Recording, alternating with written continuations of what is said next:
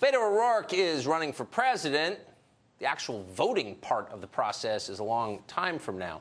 But to the press corps, he is already a monarch, the king of cool, the first stoner American president.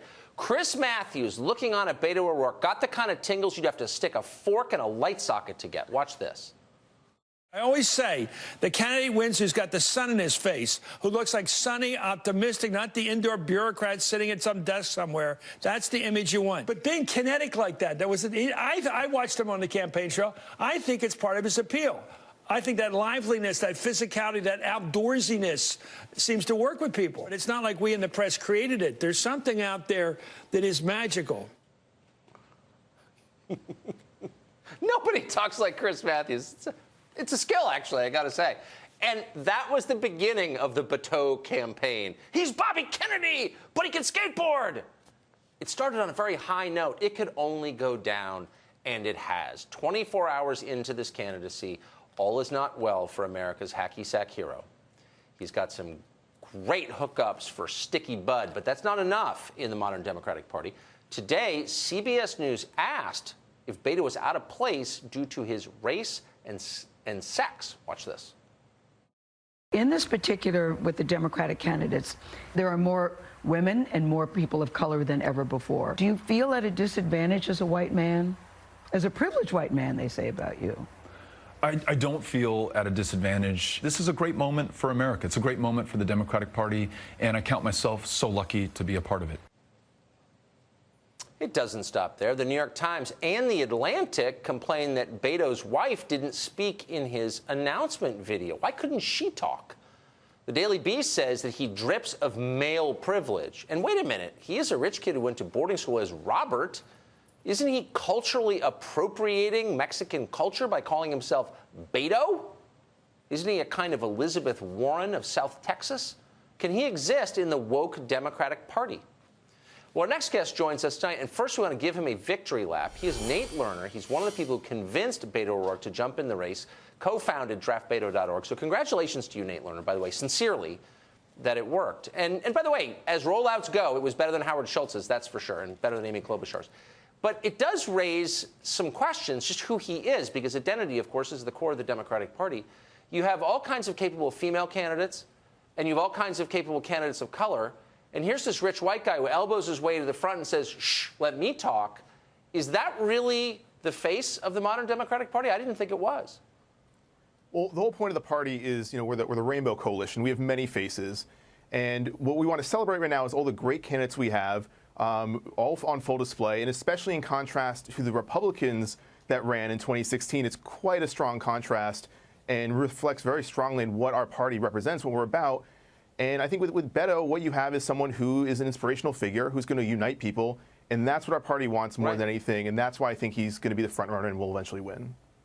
So it needs to be a rich white guy to unite your party? I kind of thought you'd move beyond that. I thought it was the Progressive Party. What's wrong with Kamala Harris? It can be anybody. The point is that we have these strong candidates competing from all different walks of life, from all different backgrounds, and then we celebrate that fact, and then we look at those candidates and say, okay, which one is going to represent our values, which one is going to unite the party, unite the country, and be an inspirational figure.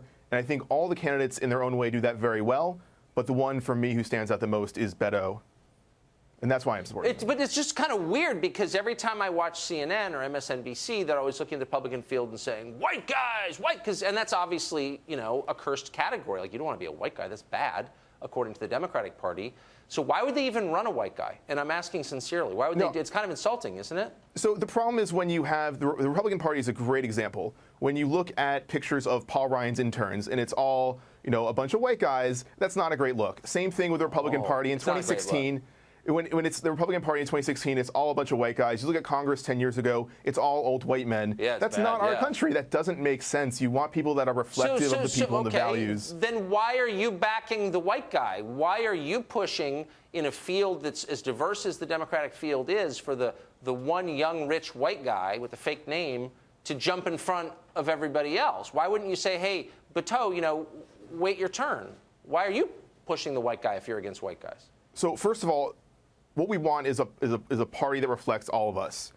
And once we get to that point, we can then look at all the candidates and say, okay, which one is going to then be our standard bearer? And so I love the fact that we have the candidates running that we do, and I want them all to run. And I would be more than happy to call any one of them my president. No, I would be very okay with Kamala Harris, with Elizabeth Warren, with Bernie Sanders, with Cory Booker. Well, I just happen to prefer Beto a bit more. White guy too. Okay, but wait a second. If you really believe that the Republican Party is bad because it's dominated by white guys, you have a choice of who to support. I'm not being mean or anything. No, by the way, let me just be totally understand. clear. I think these criteria are insane and racist, and so I'm just reading Democratic Party talking points here. I don't believe them. I think they're crazy. But your party does believe them.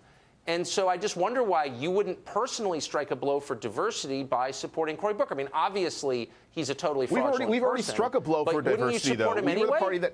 We've already struck a blow for diversity with just the candidates that we have running, and now it's about saying, okay, great, we have all these great candidates. Let's, we're not going to make identity our sole issue. There's a lot of other issues on the table to consider. So and it's obviously, enough for that me they personally, run. It's enough that they run. You just don't want them to win. I get it. No, I think I totally get it. So I would want love to have them the on first the female stage president for be the a picture, Democrat. but you don't want them to win. Okay. I would why be are more you than happy supporting with them Beto? winning. I just happen to prefer Beto a bit more to some of them. But I would be more than happy to call any of them my president. It kind of seems like the message you're sending. Do you think men are better leaders? That seems like the message you're sending, because it seems like you've got a really I think Beto is a better fit for this time for our country. I think if you look at his message of unity, his ability to connect with voters from all walks of life, his ability to inspire, and his ability to beat Trump, for me, that's what matters, and that's why I'm supporting him. That's not to disparage any of the other candidates running in any way. I just happen to like him for those reasons. It's very simple. Okay, so I've been mean to you for a reason. I don't mean it personally. Everything you've said is totally fair. I'm just being honest with you. But don't you see how this identity politics garbage is a dead end, and it's deadening to the brain? And you really should support a candidate based on the qualities that you just explained, like the best candidate. Doesn't matter what color he is. I think that Don't you kind of look at revulsion? Aren't you repelled by your party's obsession with race and gender now? I think anytime you get to the extreme in any position, it gets dangerous. If you look at the extreme opposite of identity politics, that's dangerous. If you look at extreme versions of identity politics, that's dangerous as well. Anytime you get into a radical position, then you see how you start walking a dangerous line. But there is an inherent value in identity politics. The extreme opposite of identity politics is the Republican Party. Inequality. No, it's equality, which is the goal. I think it's no. Yeah, I think it's allowing for our current system to continue to push down minorities and those who are at a disadvantage. By letting the one white guy in the field jump to the front of field. everyone else. Okay. Now I'm against you now. Now, I was for you, but now I'm actively voting for Cory Booker just because I want diversity in your party. Nick, thank you very much. And go Thanks for having me on.